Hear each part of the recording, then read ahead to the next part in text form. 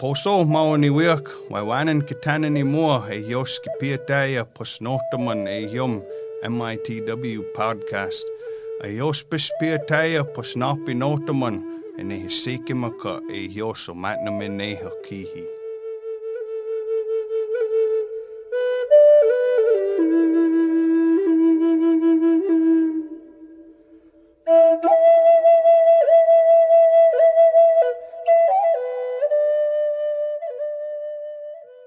Welcome to the Menominee Indian Tribe of Wisconsin podcast. I'm your host, Sheena Wapus, and as always, today I'm speaking with Vaughn Bowles, Public Information Officer for the Menominee Indian Tribe of Wisconsin. Hello, Vaughn. Hey there. So this week, the CDC urged pregnant women to get vaccinated. What risks are pregnant women facing by remaining unvaccinated? So, they do say overall risks to pregnant women are still low. The bigger risk lies with their unborn child. And they're saying that if a pregnant woman were to contract COVID, it puts them at a higher risk of having a premature birth, which is before 37 weeks, makes the child much more susceptible to having, respiratory issues when they're older, as well as visual problems. And they've found that COVID does present itself in the placenta, even though it rarely infects the baby through the placenta. They're not really sure why that is. But all pregnant women are at higher risk for severe illness when they're obviously pregnant. And so this could mean that they might land in a hospital. They might require a ventilator for treatment, which would mean they were in a deoxygenated state. And if the baby is getting less oxygen, that can also affect brain development. So those are some of the reasons specifically that they would like pregnant women to become vaccinated for COVID. They do feel that the risks of vaccination are significantly lower than contracting the virus. So that is why they're currently recommending that. All right. And then is it true that kids don't get as severely ill from COVID-19? So there's kind of a mounting pile of evidence that indicates children typically don't get severely ill from COVID like they would from other viruses like RSV or influenza. And they have some preliminary data from a couple different studies that were put out by the American Academy of Pediatrics. It indicates that even with the Delta variant, kids aren't at risk of having more severe cases, but they do think that more children will be infected due to the higher transmissibility rate of Delta. So they're saying more sick kids, but they're not sicker kids, if that makes sense. Okay. And so Dr. Segal also sent out a PSA this week about booster shots. We've been talking about them every week. Right. So how would someone know that they're eligible for a booster shot, and how would they go about getting one if they are? The first thing I would do if you have questions about it, you can go to the CDC website under, vaccinations. You can basically just Google it and see if you fall into the demographics that they're suggesting: elderly, immunocompromised, and they're looking at frontline workers. Some points that we should talk about, though, and Dr. Schlegel put this out in a PSA today, is that when the Moderna vaccine is approved, which they think will happen, in the next 2 weeks and stuff, as a booster shot, we're going to have about 1,000 individuals eligible for a booster in the community. And we don't have a store that high, so you'll want to keep an eye out for information we're sending out for who is eligible and when they're eligible for a booster. Again, as far as boosters go, don't mix and match your boosters. If you have a Moderna, you can't mix a Pfizer. Same with a Johnson & Johnson or whatever. No mixing and matching your vaccines. That's bad. Don't do that. Don't. Otherwise, call the clinic. I believe Rod Bowen is handling the scheduling of vaccinations still, and if you have questions, talk to your primary healthcare provider. They can let you know whether you're qualifying for that list. Okay, So, what are the side effects from the booster shots? Is it similar to the second dose? Maybe a little bit more intense? They haven't quantified intensity of side effects for the boosters. They are similar, though. It could be something like a slight fever, potential headaches, fatigue, nausea, vomiting. Some people had photosensitivity, or lights hurt their eyes. That said, if you had a severe reaction with the first 2 doses, you definitely want to talk to your primary care provider. It may be recommended that you skip a booster because why would you want to subject yourself to that again? And it could pose a health risk. So if you had issues with the first round, definitely don't go back for another, or talk to your doctor about going back for another, and make sure that it's right for you. But no, the side effects should be roughly equal to the last series. Okay, and then can you get a COVID vaccine or booster shot at the same time as you get a flu shot? Yes. Next question.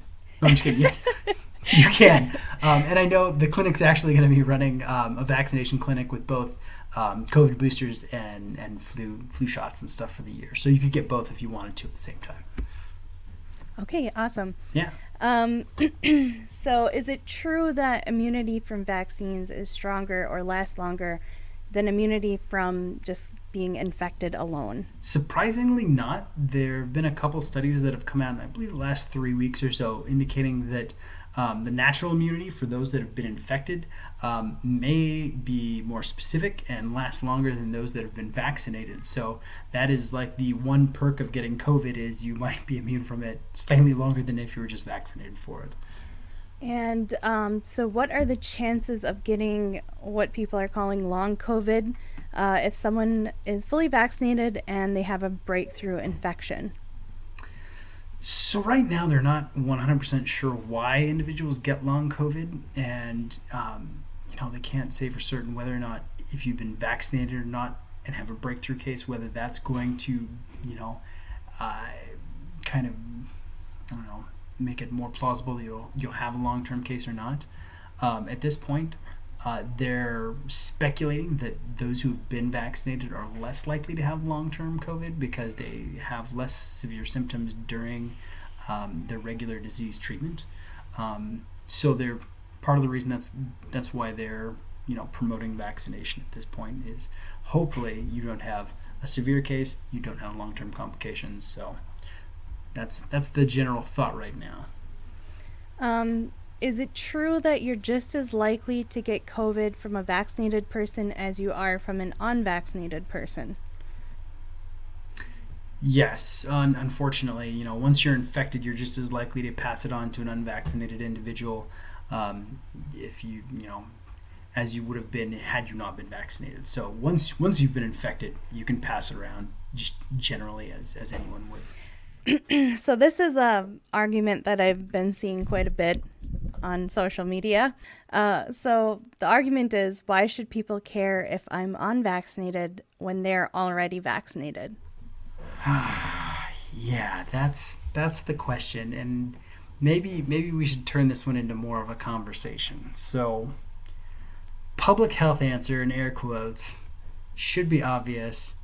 You decrease the risk of COVID spread to your community, and you decrease the risk of contracting it to yourself. I don't know. It becomes a big debate of like individual rights versus collective rights, or if there's such a thing as collective rights. And I don't know. I'd recommend them so people can keep themselves healthy. Well, I guess there's a collective benefit for more people being vaccinated, right, than unvaccinated. Right. There's that herd immunity. It's not just an individual, well, I'm not going to get sick or I am going to get sick, but there's like more of a, I guess, like a bigger picture that you could look at. Yeah, and I totally know where you're coming from with that. That's what they've been talking about with herd immunity the entire time. There are individuals that can't get vaccinated. Maybe they're transplant recipients, and so they're on immunosuppressors because of that condition. if there are less hosts available in the community, they are less likely to get it, even though they themselves can't get vaccinated. So there's that angle. There are individuals who are elderly that, for whatever reason, can't get vaccinated. They're also less likely to get it if there are more individuals that are vaccinated and there are less potential hosts available for the virus. So you can look at it this way as well. So right now, America has about 184 million people that have been vaccinated. Another 120 million have gotten COVID.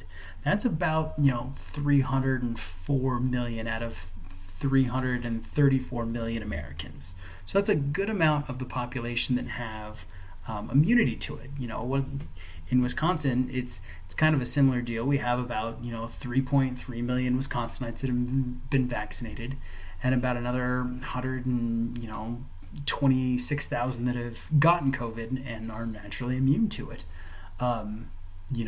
There's still a wide portion of individuals that haven't been vaccinated or haven't had COVID that they know of that could potentially get it. So, vaccination might be recommended for those individuals, since the Delta variant is going to go somewhere before it either, burns itself out or mutates. So, we would recommend getting vaccinated for that. I have never had smallpox. Why? Because I got vaccinated for it.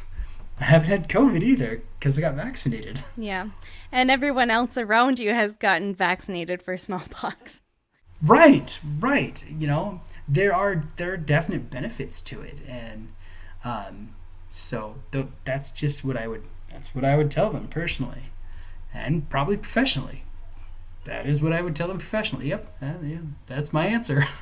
So, is it more likely that if we have more unvaccinated people, is it more likely for the virus to mutate?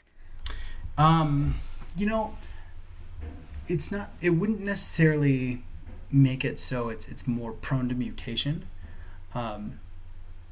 like directly. However, the more individuals that get infected, and the more times the virus replicates, the more chances there are for mutation. So, yes, in a sense, if they go ahead and get vaccinated, or are able to avoid getting COVID, however they choose, they're less likely, less opportunities for mutation, less opportunities for different variants of COVID down the road.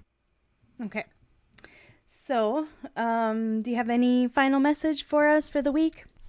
Just want to reiterate something that Dr. Schleichel mentioned, that as the weather gets colder and we spend more time inside, make sure you're washing your hands, making sure you're taking care of your health.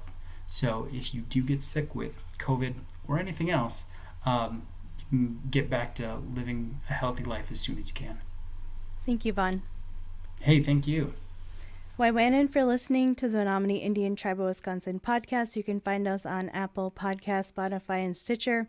You can also listen to the podcast on menominee-nsn.gov under the Community tab. Keep up to date by following us on Facebook at MITW Podcast. If you have any topic suggestions or questions about COVID, you can send those to us at podcast@mitw.org.